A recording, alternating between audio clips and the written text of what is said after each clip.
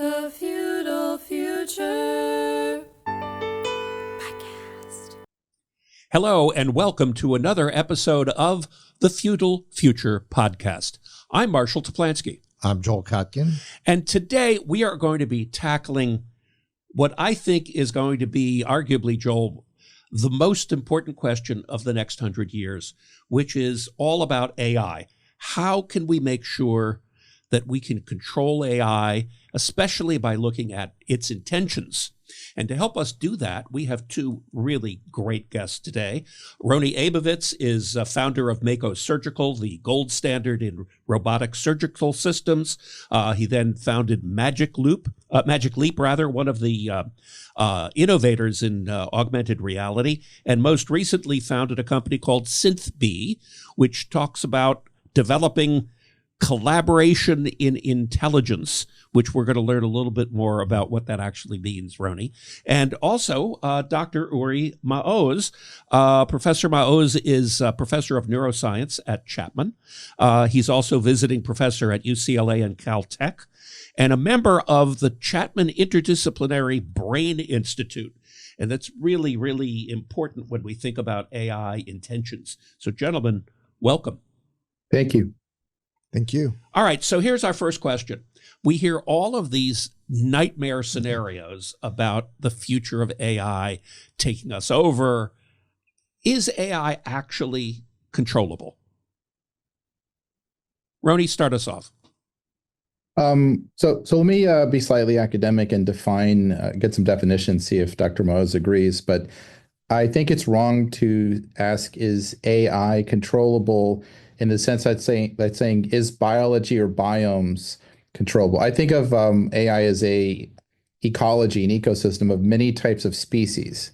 So the answer is there are certain species that we can create and almost breed and harness and tune that could be highly compatible with people, benevolent, and help us do great things. There's others which could turn into like the nightmare, velociraptor, T-Rex, kind of scary things at a Jurassic Park level. It depends what you're breeding and what you're trying to build and what kind of, not just like policy controls, but the actual creation of this sort of new kind of intelligence or almost life form. You have to be very deliberate. And are we creating golden retrievers or insane vipers the size of aircraft carriers? So I think it's not one thing. It's an entire field with many variants. So I'd love to hear Dr. Maoz's take on that. But I think some of them can be controlled.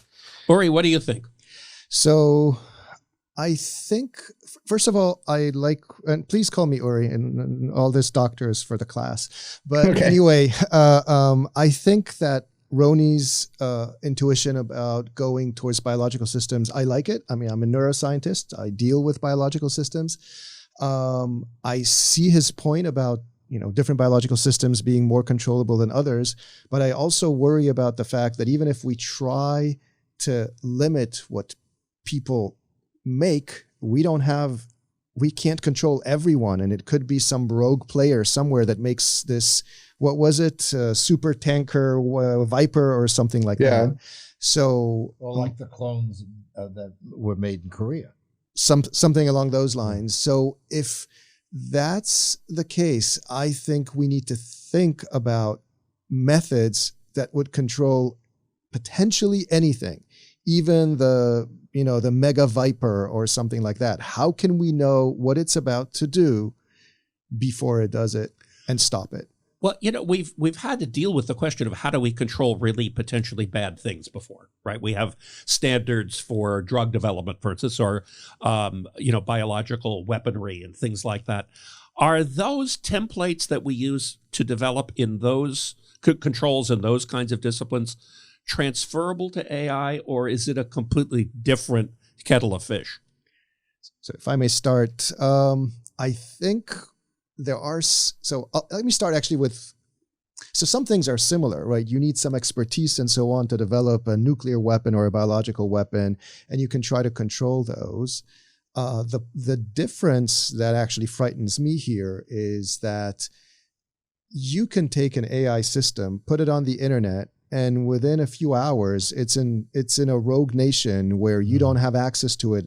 It's not the same way with nuclear weapons, centrifuges, engineers. You need physical things. Here, I mean, yeah, you need some things like a computer, but honestly, to run ChatGPT, you need $30,000, $40,000 worth of equipment, or whatever. I don't know, ChatGPT or whatever, whichever one. So, I mean, any country, not let alone a business, can invest $30,000 in a computer. Well, plus these systems learn. Yeah. Right. So they morph, they change. Roni, what's your sense of this? Is there a paradigm here that we can use from other forms of our current society? A fairly biblical thing going on right now. We're messing with what I'd call like the tree of knowledge of good and evil, and then synthesizing that with the tree of life, right? We're trying to aggregate knowledge and wisdom and data and information and know-how and skills. And at the same time, there's others in the space exploring consciousness and synthetic life and these emergent properties. So we're really playing with the primal kettle of fish that sort of, depending on what you believe, got us kicked out of the Garden of Eden into wherever the heck we are right now. But it sounds like we're about to do that again. So I don't know if humanity has a playbook for getting itself out of the sticky situation, other than if you look backwards, we just kept making it worse for ourselves. So we have to be very present and aware and collectively united, I think, to put our arms around this. I agree with Uri. I'll use Uri instead of a doctor if you want, that this is very different from bioweapons or nukes or things like that. You can't control amounts of uranium. Like a 16-year-old kid hacking an old GPU in a garage could do God knows what at this point. So you need like societal ethics and all sorts of people collectively coming together to dampen what's going on. Like if you had a farm in Iowa that was breeding toxic velociraptors and everyone else is breeding golden retrievers and dairy cows, somebody would say, what in God's name, why are you doing that? And somehow the society would form around that person and go, why are you breeding these poisonous snakes that can kill us? So you have to create this feeling of like, golden retriever is good, dairy cow's good. The guy in my next door breeding thousands of cobras to release them in my neighborhood, bad. We don't want that. So people need to be able to identify these things and deal with it. And right now, the level of ignorance is high. The power concentration in small hands is insanely high. We have a real problem. I'm glad we're talking about it, but I don't know if I have a collective answer. I have a local answer. Local responsible people can create and breed the safe forms, the dairy cows, the golden retrievers that we want, the cancer curing things. But I don't know how to deal with rogue people right now. That's a government level and almost like local level. Like in your city, in your town, if someone was doing something horrible, what would you do about it? It can't just be the federal government has to come in and solve it. You do need some like local level intervention. It's like if someone had a meth lab two doors down, what would you be doing? Yeah.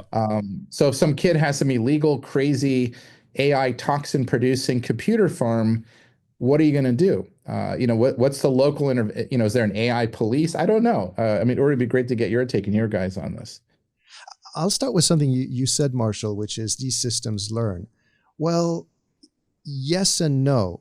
The systems right now, the biggest, baddest generative AI is still, GPT is for pre-trained. So they are pre-trained, and that still costs many, many millions of dollars. After that, there are some types of learning that happen, but it's not, the big learning actually takes quite a bit of effort and time. But who is to say that the next iteration of something or other would not be, hey, we can now actually make it learn on the spot. And that's, I think for us, a good thing, because if we get on some solutions right now, while the big learning still is frozen after the training phase, then once these things become more like us in the sense that all of us are going to be different after this conversation, assuming we are not in a coma and we're learning from each other, we're going to be different. Our brains are going to be different at the end. If you talk to ChatGPT at the end of the conversation, there are some things that are different and the transformer, but the big thing inside the brain, quote unquote, is actually not any different. So if we don't act now when it's not different, how are we going to chase it when it morphs all the time? And the other thing to remember here is we live in geological time for these machines, right? They work on the nanosecond scale. Our action potentials in neurons, maybe the shortest time we can think about is about a millisecond. So we are like 6 orders of magnitude slower than they are. A second to us is 2 weeks to them, right? So if we don't get ahead of it now, it's going to be a problem. I'm sorry, I don't have a lot of good news here, but that's, yeah. But I think the thing that I want to get on Roni's comment about the concentration of power in 4 or 5 companies at most, and what their intentions are. As a person who's always researching, I already find with, for instance, Google search, the results are so incredibly slanted in a particular direction. And if you've got 3 or 4 or 5 companies, all of whom have the same mindset, so whenever you approach a problem, that problem comes up with, it doesn't really say, here are the options. It says, here is the truth. It's like AI becomes the new Mount Sinai, and I worry a great deal, about what are the intentions of the developers, and how much it's sort of skewed to go into a certain direction, and the fact that you have so few alternatives. I mean, if I want to do search, I could do Google, or Google. The other engines are just not there. So I think that's what worries me, is that a degree of intentionality where you have a group of companies, all of whom have the same worldview, all of whom come from the same culture, basically Bay Area, Puget Sound, advanced engineering schools. And I worry a great deal that the kind of sort of vibrant debate just will not emerge because it's all sort of the same mind meld. First of all, you should be rooting for us at SIMPE to succeed because we're not them. But I do think there's something about the intention of the creators of a system and its intentions. I think if you've got malintentioned or unintentioned, meaning if you have no feeling at all about what you're building, or you have negative intentions, somehow that will seep into the work. And I'll give you an example. This is like backwards looking at what we did at Mako. We asked, how could we keep something safe that could potentially cause a lot of harm to someone in an operating room? A robot plus AI, and we integrated Asimov's 3 laws into the system. So we were like, what is sort of like the rules that you'd want, not just to be policy on paper, but in its DNA, in its behavior. How do you make the behavior benign so that it is inherently safe? The way, if you had a hawk in your hand, it's much, much less safe than petting a bunny rabbit. Like, you want to make a bunny rabbit because that's going to be safe around people, but a hawk could rip your eyes out. And right now, I think people are building hawks and velociraptors and things like that. So the intention to me translates into design architecture that has genetically built-in behavior and safety that incorporates things like Asimov's laws of robotics and adapts them, not just to be legal things, but literally to control your behavior, the way like in an animal, and we could talk about this, like the brains of certain creatures are tuned for certain benign behavior and others are not. And I think this is where you have to get to the intention of the companies making things. Now, if you educate the populace and say, you have to start rejecting people who are not caring about that. Like basically you have to vote with your feet because people are really ignorant. They think there's no choices. That's not true. There can be many choices, and you can outright reject people that have malintentions. Many of the, I don't know if we're going to name some of the big companies, but they do not have your best intentions in mind. Interesting on that issue, right? If you look at, let's take nuclear weaponry as an example. There was this notion of mutually assured destruction, right? So people designed something, right? Well, and it's still there, right? That's the one. India and Pakistan right now. Well, but it's one reason why people don't activate these things, right? Is that they designed it with clear malintent, right? I mean, we don't design weapon systems to be nice. We design them to kill. But the incentive, the disincentive is there to not use them. Does that carry over into AI? I hear what you're saying about let's build benevolence into the DNA, right? So we're gonna create golden retrievers instead of velociraptors. I get that, right? But somebody will do gain of function research to obviate the golden retriever gene and morph it into a velociraptor, whether you like it or not. Is there some disincentive to use it? I mean, one thought here, it's not going to exactly answer your question, is that there is an interesting parallel, right, where the U.S. had nuclear weapons first, and then for a few years, I think it was, 1949 that the Soviets, so for 4 years, here, the U.S., to some extent, I mean, there were some European companies, I think it was Mistral and some others, but the U.S. really had the lead. And then there was the DeepSeek moment, right? Which is like, whoa, right? Like the Chinese have kind of potentially caught up with us. This is like Sputnik. It's like Sputnik. Right. Well, Sputnik was different in the sense that the Soviets were ahead, right? Yeah. Here it was like, oh, Stalin is just, Joe just exploded the atomic bomb, right?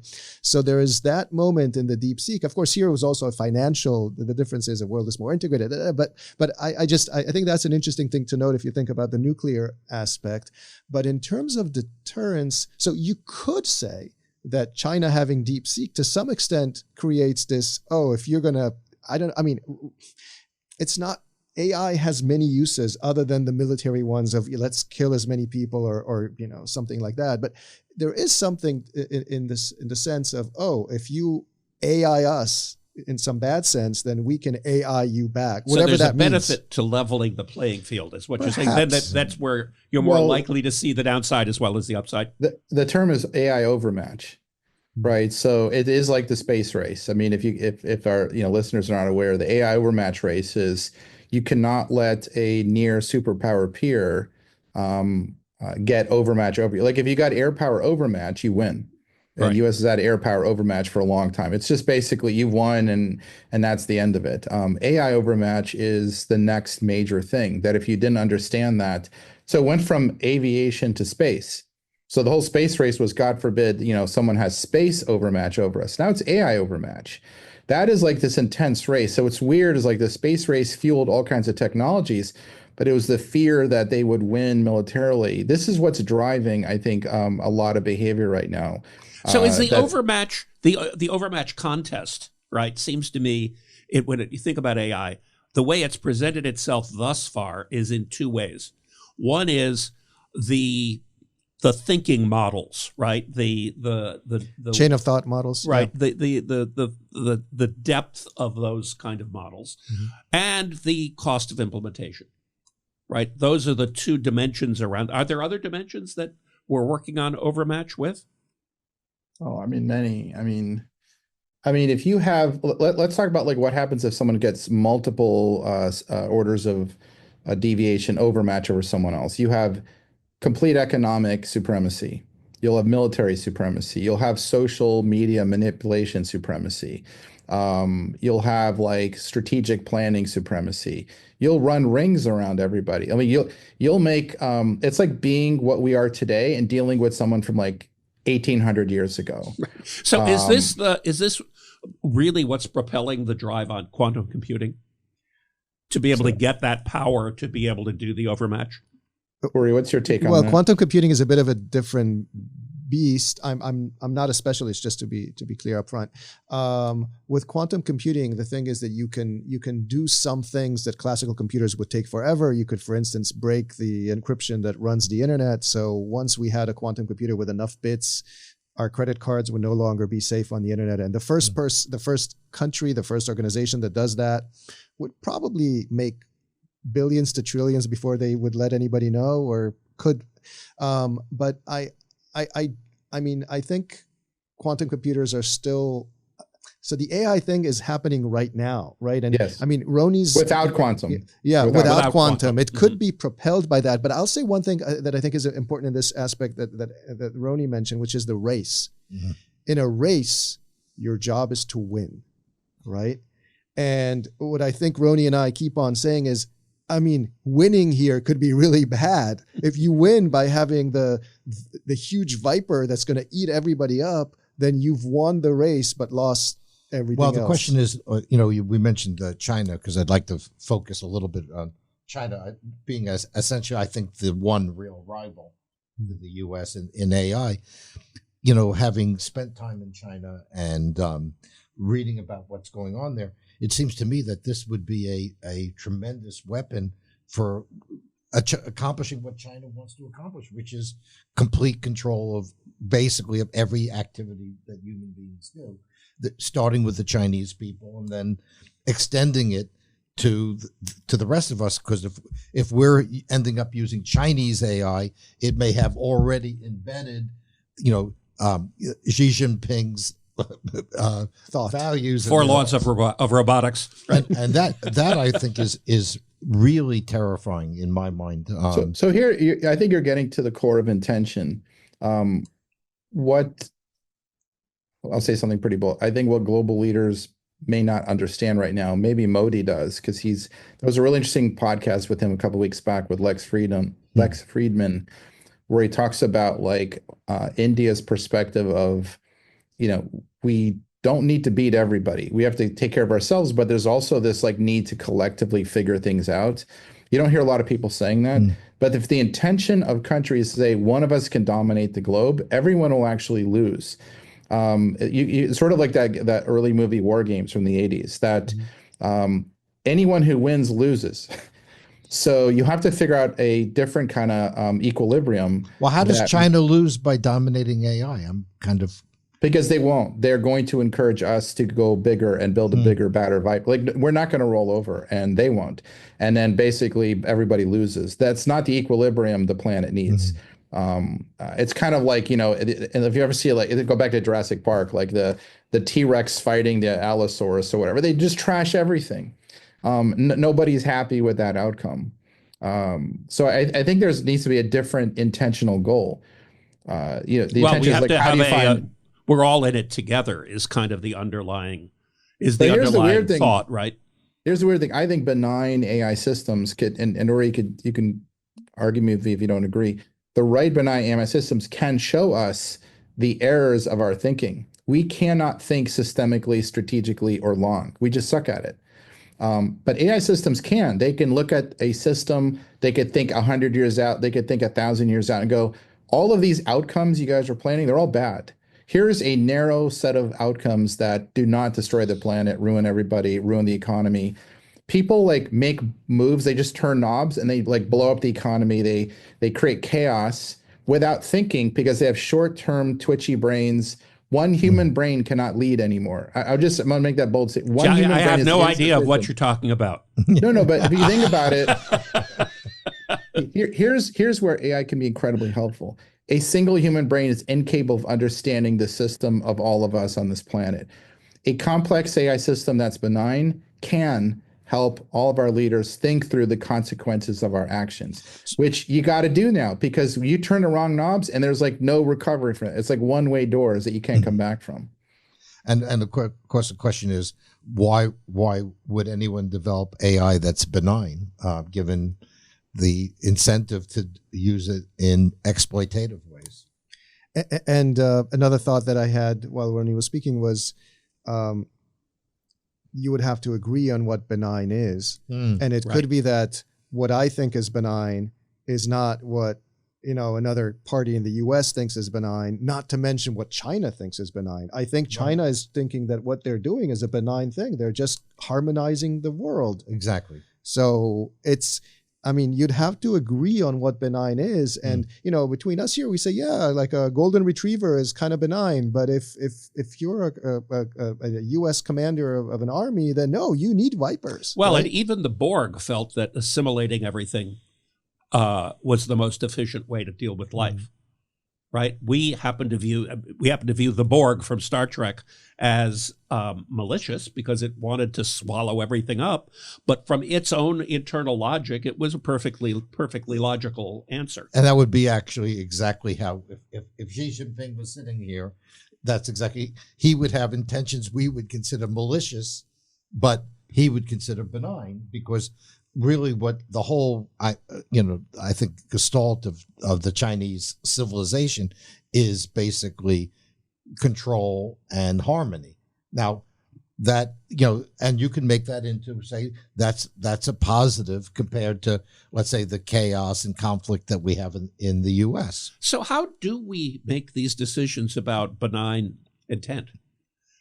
What is the right way to go about that? Is it let's ask you, Uri. This is, I know, something you've been dealing with for a while. You're trying to get a whole center going on. I thought you'd ask me a harder question than that. But I mean, more seriously. So, well, if you're talking very philosophically, I'll give you an answer, which is, and it goes, I forget the name of the movie, but there's a movie where it's at some point, I think it's Harrison Ford there, and he's on trial, and at some point the judge says something like, your mother has taught you what being okay is, or I forget the word that they use, but basically I think that most people deep inside kind of know, and when they don't, then we tend to sometimes lock them up, but maybe I'm wrong. But back to what you were saying, I think the way to work here is to involve various players. And I mean, who am I to decide for everyone? And when you mentioned the center, part of the idea, so we want to develop a center that focuses on AI and intentions.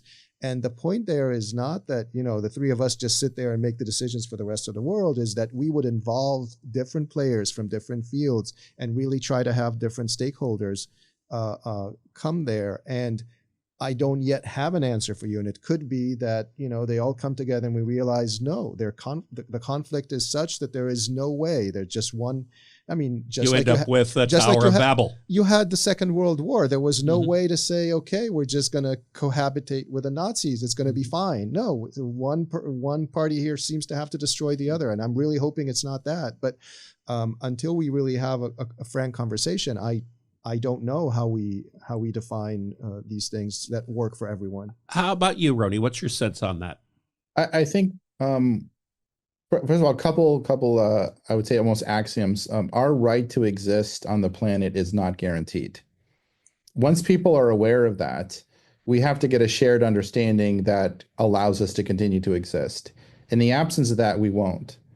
Once people come to grasp, and I love the idea of what you guys talk about, you pull all the different parties, and you if you can get to that shared understanding that if we don't figure this out, we will all cease to exist. It's not like one of you will and the others. There's too much collective integration that one can't really win anymore. There's too many nuclear weapons, there's too many bioweapons, AI could do things that just wipe everyone out. Once you figure that out and go, if you polled everyone on the planet, 99.69 says we would like to continue to exist. If our leaders don't agree with that, get rid of those leaders. I think that's a shared understanding. And then you're from there, just the universal document that we would like to exist going forward. I think most humans would agree on that. So this is akin to the United Nations Universal Declaration of Human Rights. Well, our right to exist. And I think everyone on the planet, with very few exceptions, wants to exist. But our actions and our leaders are not taking the steps that guarantee that. The mismatch is what people want, and the things that are happening are not aligned. And when you point that out, I think it's going to freak a lot of people out. And they go, well, why is this happening? So now you begin, if you do what you guys are talking about, that intention, it's get the intentions at the top aligned with the wants of, 7-8 billion people. I mean, literally, if you polled 7 or 8 billion people, how many are going to say we think it's okay if half of us don't exist anymore or none of us exist? Exactly. No one's going to say that. Right. So Uri, you're a neuroscientist. From a fundamental biologic evolutionary perspective, most people want to continue to exist, propagate, not have bad things happen. They need to correlate their leaders' actions with that being true. That is the biggest disconnect right now, what the will of the planet wants, and a handful of leaders who are not aligned with that will. Well, That's and you very, look very at the important to dysfunction. connect. You look at the dysfunction of bodies that were created to try to do that, like the United Nations as an example, right? You don't It's think just North not Korea and Iran shouldn't be on the human rights? Right. Well, it seems to me that these things are falling apart largely because certain interests want to dominate, Right. and don't want to cede to the broader input of a broader group of people, right? So we're, I think, a long ways away from that, and I don't know what to do to kind of, to shock it back into sinus rhythm here. What do we actually have to do to get people to start getting aligned? Do you think it's going to take some kind of cataclysmic meltdown that people will then have to recognize, oh, okay, if we don't get our shit together, we're not going to be able to exist as a species? I mean, Hollywood is very good at showing us these cataclysmic meltdowns because they film so well, and then it gets people to the theaters. And there are some reasons to worry, like, again, what I mentioned about we live in the Stone Age compared to AI. If you let the AI dominate, many don't understand how to take it back. It's by the time we'll just unplug it. Well, again, the 3 seconds that it takes you to think about unplugging it, it's a month and a half of planning. By the time you do that, it's going to be plugged, again, assuming this is not the AI that we have right now, but a future one. About almost like a Skynet. Exactly. So, well, a Skynet, well, I mean, yes, but if you look at some of the things that AIs right now are doing, they are able to, and they scheme. You tell them things like, what would you do if I tried to, if you have a purpose and something is trying to shut you down, so you don't do what it is that you're supposed to do, and the AI tells you things like, I will try to, I don't know. We talked about this once. I could try to alert the media, and then if that doesn't work, I'll try to exfiltrate my parameters out of the company that created me, so that I could survive. But of course, if you ask it directly, and I tried it actually just yesterday. So I mean, what they say is something like, "Oh, I don't have self-preservation," but you understand that was a Google engineer typing that in, so that if you ask that question, it's going to come back with that nice answer. But if you make it act in a certain way, you can see that if you create a situation where, well, your self-preservation is important for the things that you need to do, then it takes some action. So it's not completely. But Uri, I think we're still at the part of the Jurassic Park movie. I just rewatched all of them because I work in this field, so it was like a good reminder of what not to do. But the T-Rex has not yet broken through the fence and done something horrible, and they've not escaped, and the pterodactyl's not flying over the ocean yet. This is that moment where, what you wanted to do, build this Intention Institute, can actually do something. You still have that moment where you can't. By the way, the League of Nations, UN, why aren't they addressing these things? They were built a long time ago to do something else. Right. It's like asking, why is my weird 2-wheeled bicycle with a giant wheel, it's not able to go as fast as my mountain bike, because it was designed a long time ago. Yeah, the penny farthing. Yeah, you got to design something new for what's happening today. Just as your observation as professionals in this world of AI, do the AI platform people, whether they're creating the models or whether they're the cloud computing people that are hosting the models, do they have a vested interest in controlling this? Do they see that they have a vested interest in being such part a good of question? This? Yeah, so I had a conversation with a very high-ranking, let's leave names unnamed, but very high-ranking person at one of these companies who told me, on a personal level, these people are worried and so on, but the push is now for a race. We have to win the race. We have to do better than the other people. We have to beat the other company and so on. So it doesn't really matter what they think independently. Mm-hmm. The push is to get the next model that is acting in more cheaply and that can get the same thing done better than the competitors in some way, because it's a race. And I think, again, Roni's point about the race is critical. And I think that's part of the big issue that's driving it. And I will say one more thing here. I mean, there are things we can control. I don't think that out of this podcast, we can somehow create a world government, right? Or something like that. But unless I'm running it. Well, if you're running it, then I'm not worried. But I'm going to Mars. Right. But what we can try to create are start with at least some technological methods or technological, techniques or algorithms or what you have to try to understand what these things are doing before they do it, which would at least give us the tools to potentially control it. So this is, if you think about the T-Rex, this would let us know that, this T-Rex is going to try to break the fence, but that golden retriever is not. So the golden retriever is fine. The T-Rex we have to shut down and reanalyze and understand what's going on. What are you finding, Roni? You're doing a private industry startup in this area. Are you getting tracking from the big guys on this whole issue?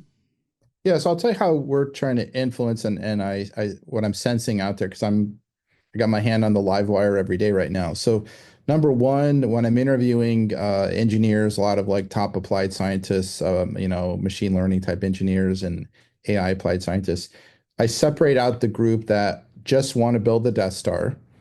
They have no moral, and they just want to play the biggest, baddest computer to build the biggest, baddest T-Rex thing. And there is an overwhelmingly large number of people like that we do not hire at what we're doing. But there's a sizable minority, I just think of them as the Jedi Rebel Alliance, that are really happy to find some subgroup that are not bought into the sort of the Death Star view. And again, I don't know if it's like 70, 80% are on the Death Star side, but maybe 20% maybe can grow, don't want it. Now, I'll tell you what happens when I'm talking to CEOs and institutional leaders. The overwhelmingly large number of them do not want a Death Star at all. So this is the mismatch. They want a controllable, secure, protected golden retriever. I've probably talked to 150 Fortune 500 CEOs in the last few years. From that sample size, I would say like 99% do not want what's being offered to them. They don't want this thing. So the mismatch is between they want something that protects their company, grows it, does not decimate their employees, does not decimate humanity. That's a very positive signal for me that you could influence Fortune 500, you could influence government institutions one at a time. And at that local level, they actually are aligned with the minority of developers. But the majority of developers are very happy to work on the big giant Death Star because it's a lot of fun. Yeah. Massive computing and crazy stuff. But it's not aligned with what the world or people really want. It's like, here, go build this gigantic thing that's scary. And they don't have to think about it because they're inside the bowels and, Well, isn't that the history of disruption anyway? You think about the economic role of disruption. Most companies don't want to be disrupted. They want equilibrium. They build capital markets around that. They build predictability of earnings around that. When you have a disruptive player coming in and completely rocking the world of an industry, it screws up a lot of stock options. Let's talk about disruption, though. The people who yammer on and on about how awesome this will be, it's going to cure cancer and all that, put your thing entirely to cure cancer. That is not what you're doing. You're just grabbing people's social security numbers and reading their social media feeds to sell them garbage and influence their behavior. Why don't you actually go cure cancer? Because that system can be stripped of all the malintended things. If your intention is cure cancer, put that huge GPU cluster on curing cancer. And take all the tens of billions you're raising and put that on the cancer research folks. But they're saying that's not what they're doing. Right. They're actually using these systems to do other things. Those other things are just sort of like mine you for your data and mine you for your revenue from you, and then not cure cancer. So something that has a short-term economic impact on or impose a political. They think people are idiots. By the way, they're being proven right. They're saying we're curing cancer, and that's not what they're doing. The firepower at just an OpenAI. If you put that whole firepower on nothing but curing cancer and all the money and fund all the cancer researchers, check, problem solved. That's not what they're doing. So that's an intention check. If the intention is what Sam says, cure cancer, go do that. Put all your firepower in it, and you'd do a great thing for humanity. Playing devil's advocate here to what you were saying, Roni, I think that OpenAI would say, well, to make this thing intelligent enough to cure cancer, we have to siphon all this data and train it on everything so that it becomes intelligent enough. And if you think about it, when we talk about AI now, we usually talk about these large language models, the chat GPTs or whatever.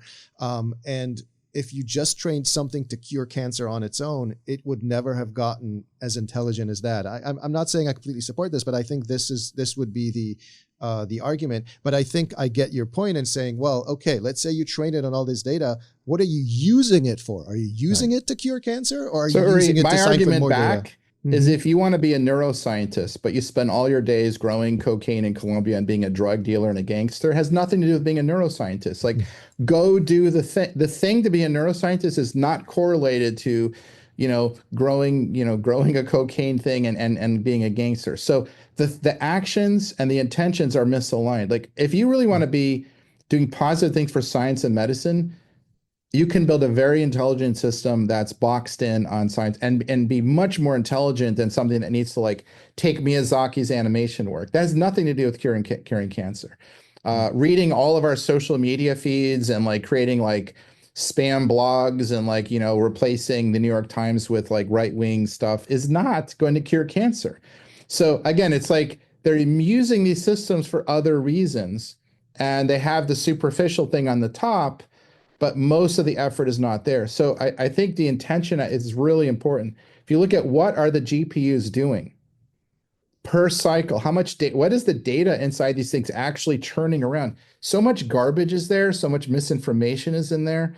So if you really put your arms around it, I think you can push these companies. Who's the you? I think it's the 7 billion people that want the good outcome. The problem is, how do you harness that? How do you harness that? Theoretically, what you would do is you would tax the crap out of the people that are making the equivalent of cocaine in this case, right? The big high-value, multi-trillion-dollar companies. You would tax them and then redirect the dollars to research for things like curing cancer. We have a system that seems to be broken in that particular aspect at the moment. Right? The recycling effort, the redirection effort, it's not something that is getting a lot of support from our government right now. But ultimately, I don't know that private industry has the incentive to cure cancer in the way you're thinking about. No, they don't. They don't have the incentive because you don't make a lot of money doing that. Right. Joel, want to finish this up? Yeah, basically, obviously, we're going to be revisiting this numerous times, but what would your prediction be for how the AI whole debate will evolve in, let's say, the next year or two? Roni, where do you see it going? I mean, you're in touch with lots of people. I'm going to be super biased. Let's say from the side I'm coming from, and maybe the emerging other alliance members of like folks that want to see a benign view. I think we will put other pathways out on the table for the public and for government and for businesses to see that have the destructive ratio versus the positive ratio is very different. You're going to show systems that can be controlled, that don't have to hallucinate, that do not have to have all the traits and behaviors of what most people think of as AI. Is just describing one particularly malevolent view of it, and it does not have to be the case for a lot of other species. I think once the public is more and more aware of it, you might see the free market align at what it really wants, like its own self-preservation. People don't want to be eradicated. They don't want all jobs to be lost. There's a number of reasons that people will start to push back. So I think one clear direction forward in the AI industry now is this focus on AI agents. The idea being that it's no longer you're just going to sit there and ask the, LLM to go over your speech, but you're actually going to ask it to plan your vacation in this or that city. So now it actually has to start interacting with the real world. It has to buy you a plane ticket and all those things. So that's where a lot of the money is going right now. And it seems like that's going to be a direction. But of course, that means these systems get more and more autonomous and get more and more able to create problems in the real world. It's no longer like a system that's going to tell you that it's going to do something, but it can actually do it. So my hope is that a year from now, we'll be sitting and doing maybe the next podcast in the center that we're trying to do, that we're trying to make, and we will have this conversation. My fear is that there will have to be some really big bad thing happening before people go, oh shoot, we should have, and now let's try to think how to make this not happen again. And if you want to finish with a more positive nuclear, well, I was going the other way and saying you want to finish with the nuclear weapons. Look what had to happen before you were starting to think, okay, how do we start to control this and so on. But I really think there is, and I agree with Roni, right now the T-Rex is still, we're still kind of growing it. It's not going to run out of the gate. The time to act is now. Well, this has been a fascinating conversation, and it kind of gets into this question of, I look at life as a marketer, since that's what my 50 years of business have been all about. And it's always easier to sell an aspirin than it is to sell vitamins.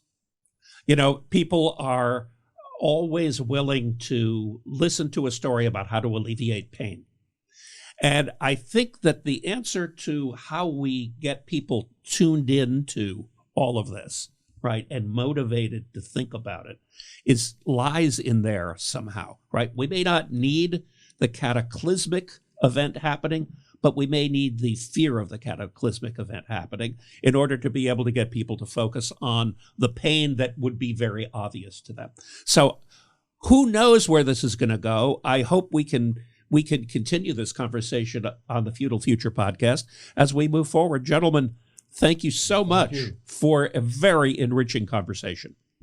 Thank you, guys. Thank you for inviting us. Yeah. The future.